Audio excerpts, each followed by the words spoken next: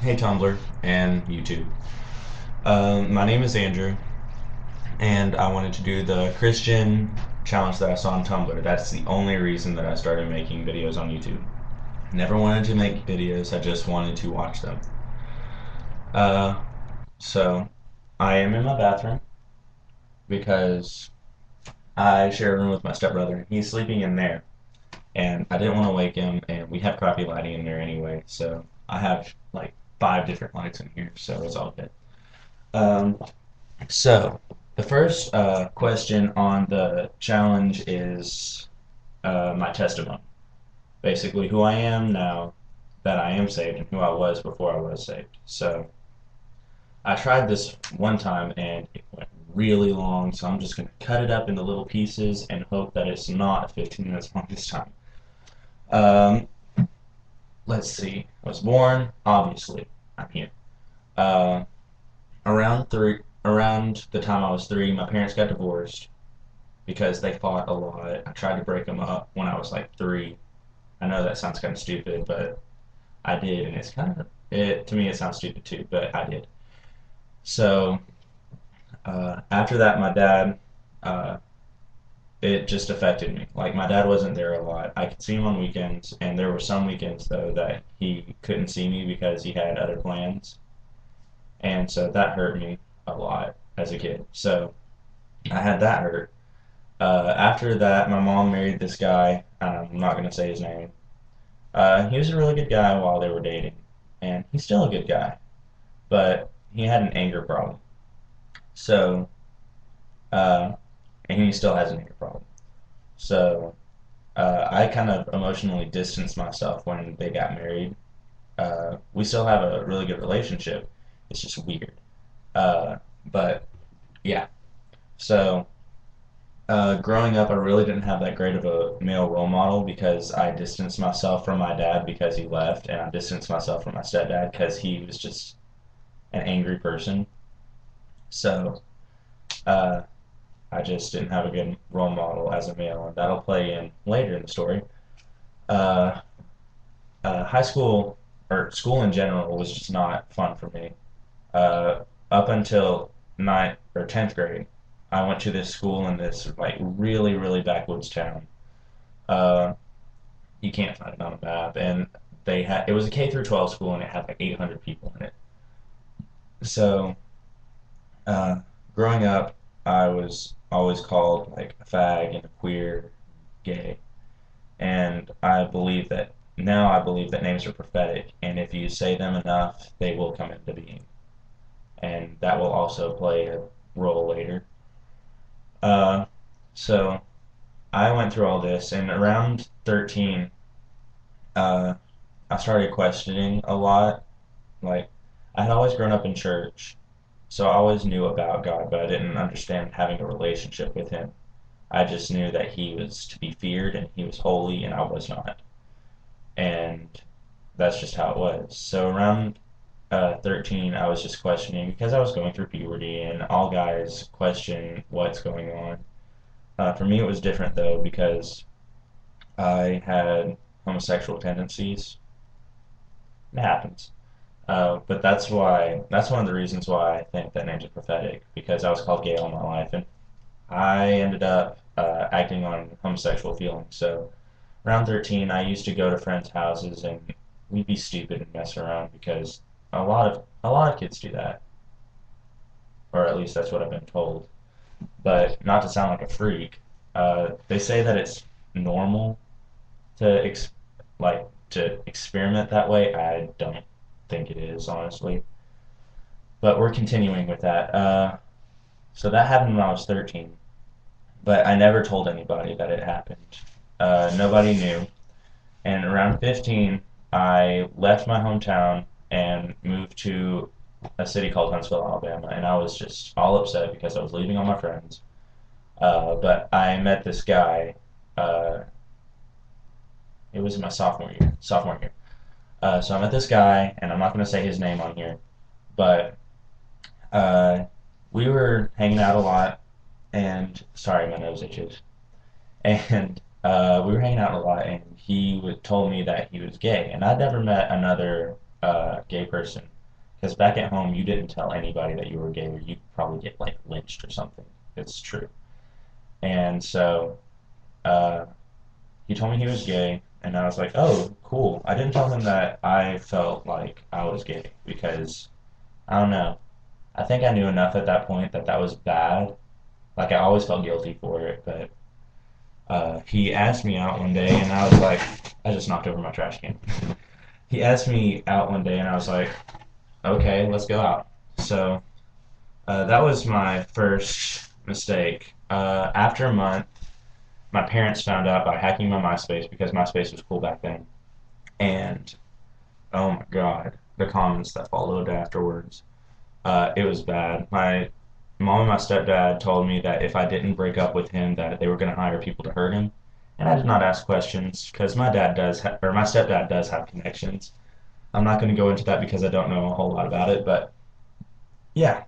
So I broke up with him, and at this point, I started to turn against the church because I wasn't being shown love, and that's exactly what I needed. Like when all my church life, I saw people in the church that preached one thing and did another. Uh, I saw people that stabbed their church members in the back, and I didn't want that. That's not a family, and that's not what Christians are supposed to do. And I acknowledged that, and I knew that, so I said I didn't want any part of it. So at that point, I started turning away from the church, even though I still went because my parents wanted me to. So around this time, I started experimenting with weed. That's not that bad. As in the caliber of drugs that you can choose, weed is the safest bet. But I remember something.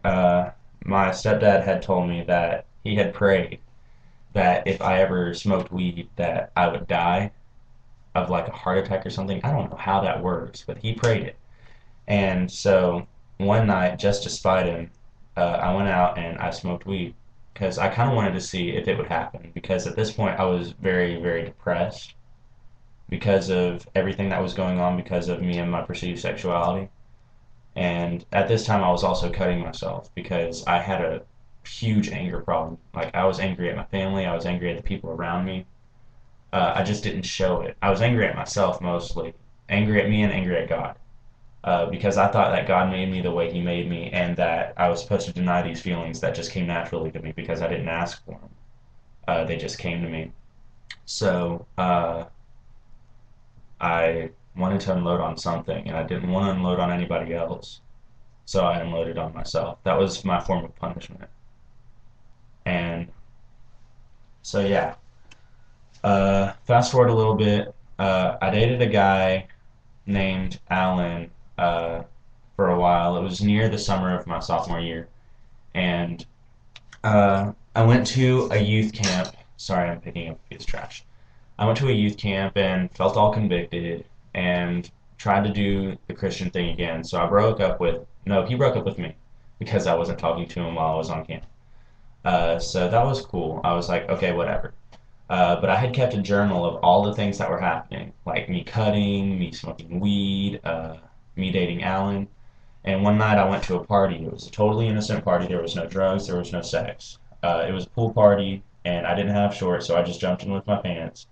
And I came back soaking wet, and my parents were furious at me. They told me to just go to bed, and I was super grounded. I was like, well, what else is new? Because I'm always grounded. But uh, come to find out, the next day, they had read my journal and that we were having a meeting with the pastor, and they basically sent me off to my grandparents, told me I was going to have counseling sessions because of my problems. And they gave me a book called You Don't Have to Be Gay, and I stabbed holes in the cover of it with my pen because I was just so angry. Uh, that didn't help me in God's relationship at all. So after that happened, I was just not okay. My whole junior year was just really, really bad. I was very depressed. I wanted to commit suicide, but I was too scared to, if you can believe that. I believed in God enough to know that I was going to hell, and I didn't want to quicken the process. if you will. So, uh, but that was just me. And I had met a guy that went to the church that I went to. Uh, I will say his name on here. His name was Keegan. And I developed a little bit of a crush on him. And on my birthday, my 17th birthday, it was in my junior year, it was at the end of it, it was in April. Uh, he drove me home because I had missed the bus. And that night I had taken a whole bunch of painkillers. I took like 8 Tylenol, and then my brother gave me a birthday present. He gave me uh, some of his prescription hydrocodone because no, not hydro, oxycodone because he had just had surgery, and that was his birthday present to me. So I took all of them, not caring if I lived or died, and I was high. You can get high off that stuff. It sucks. You itch everywhere. Don't do it. But I just did not care if I lived or died at that point, and so that was just me. The next day, uh, Keegan comes up to my doorstep and asks me to go out with him, and I said yes. And Keegan was a Christian at this point, and at that point, as soon as he asked me out, I stopped smoking, I stopped drinking, I stopped cutting myself, I stopped doing drugs. Everything was fine with me. I stopped being depressed. Basically, he made me feel important and he made me feel special. And we went out for a really long time. It was my longest relationship ever. And it was to the point where I asked him to marry me. Like we were gonna go to, I can't remember, Maryland, I think. And we were gonna go get married after my senior year in high school, and everything was gonna be good. Well, his parents found out that he was in a relationship with me in September of my senior year and kicked him out of the house. And a lot of problems just came up. Like we never fought, but he was just always distant after that point. And in November, he broke up with me for this 30-year-old guy, and now he's living with him. I hope he sees this. That's me being bitter. I'm sorry. Uh, but after he and I broke up, I just lost a whole lot of hope because that was love. I don't care what anybody says. I was really in love with that boy. And I started doing a whole bunch of drugs again. Like, I can barely remember that November because I did so much crap. It wasn't anything stronger than weed or pills because I was always scared of harder stuff. But I just smoked a lot of weed, popped a lot of pills. It was just stupid. And just at, I forgot to mention, uh, while I was dating Keegan, I went to this youth summer camp called Verge, and I was just really pissed off at God. I just hated him and hated everything that he stood for. And the first night of Verge, I just felt something genuine and something real, and I was like, God, show me something. And so he did. He showed me love, love that I've never experienced before. And I got saved at Verge 2009, but I was still accepting the fact that I was gay. So that was in July of that year. November of that year, I don't remember because I was stoned half the time, and I was just, it was not fun times on the farm. Uh, and the cycle just kept on going. Like I would date random guys and leave them after 3 weeks because I was just looking for the hole in my heart to fill, and I wasn't looking in the right place. Like I had a relationship with God, but it wasn't the right one. I have a minute to close this. So just throughout the year, even through the summer after I graduated, I was just like drinking and partying and ugh, just don't do it. But Verge 2010, I just felt God again. He was like, "You're doing this wrong," and I was like, "I know, I need to change." And from that point on, since July 2010, I've just been denying myself. No, I don't need my sexuality to define me. Even though I'm attracted to guys, I'm not going to act on it now. Uh, but now I just know how it feels to be loved by God and to love other people now. I'm not selfish and I'm not angry. I still get upset sometimes and I still wonder if it's worth it, but I know it is. So this is ending in like 3 seconds, so thanks you guys for watching, if you watched all of it.